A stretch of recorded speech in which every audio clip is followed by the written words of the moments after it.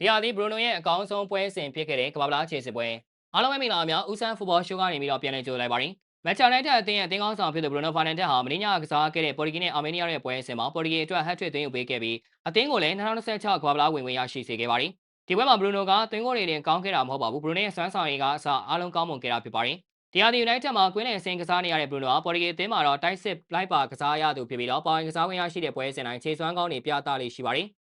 ညကပွဲမှာတော့ဒီယာတီမှာဘရူနိုရဲ့အကောင်းဆုံးပွဲစဉ်တွေဖြစ်ခဲ့လို့ဆရာမပါရဲဒိုမပါဝင်တာကြောင့်ပနတီဦးဆောင်ကန်ရတဲ့ကစားမဖြစ်ပြီးရရှိတဲ့ပနတီနဲ့ချိန်ကိုဂိုးပြင်ပြောင်းလဲနိုင်ခဲ့ပါတယ်။ဒါ့အပြင် Open Play ကနေရရှိတဲ့ရာမိုရဲ့ဖန်တီးပေးမှုကိုလည်းအဆုံးသတ်ကောင်းကောင်းနဲ့သွင်းယူနိုင်ခဲ့ပါတယ်။ဒွဲလုံးတိုင်းတာရဂိုးပေါက်9ချိန်ကန်နိုင်ခဲ့သလိုတိကျတဲ့အဝေးပေါ်ပေးပို့မှုတွေမှာလည်းတရားခိုင်နှုန်းထိရှိခဲ့ပါတယ်။ဘောလုံးထိချက်62ချက်နဲ့အတူ Final တက်ဆုံတဲ့ကို6ချိန်ထိပေးပို့နိုင်ခဲ့ပြီးကစားသမားရဲ့ rating က9.8ထိရှိခဲ့ပါတယ်။ဒီစွမ်းဆောင်ရည်တွေကအတော်လေးကောင်းမွန်တဲ့ပုံစံဖြစ်ပြီးဒီ United အသင်းမှာပြသဖို့မလွယ်ကူတဲ့ຢာတွေပါ။ပေါ်တူဂီတလက်ရွေးစင်အသင်းမှာဆိုရင် Bruno အပါအဝင် United ကစားသမားအဖြစ်ကစားနေတဲ့ကစားသမား2ယောက်ထိရှိပြီးဒါလောက်ကတော့ရန်ကုန်နဲ့ကျင်းတဲ့နေရာသူပါဘရူနိုကတော့ United ကစားသမားအပြင်အာမေးနီးယားနဲ့ပွဲမှာပေါ်တူဂီအတွက်အကောင်းဆုံးကစားသမားဖြစ်ခဲ့တယ်လို့ပေါ်တူဂီအသင်းကို2026ကမ္ဘာ့ဖလားဝင်ခွင့်ရရှိအောင်စွမ်းဆောင်ပေးနိုင်ခဲ့ပါတယ်ဘရူနိုအတွက်တကယ်ကိုဂုဏ်စရာခိုက်တန်တစ်ခုပါပဲပေါ်တူဂီအသင်းကမ္ဘာ့ဖလားဝင်ခွင့်ရရှိမဲ့ပွဲမှာအင်ကွင်းပရိသတ်တွေရှိမှာပဲစွမ်းဆောင်ရည်ကောင်းတွေချပြနိုင်မှုဆိုတာကလေကူတဲ့အရာတစ်ခုမဟုတ်ပါဘူးဒါကြောင့်ပဲ United ပရိသတ်တွေကတော့ Old Trafford ကိုဒီပုံစံဒီခြေစွမ်းအတိုင်းပြန်လာခဲ့ပါဆိုပြီးတော့ဘရူနိုကိုပြောဆိုနေကြပါတယ်အားလုံးကိုကျေးဇူးတင်ပါတယ်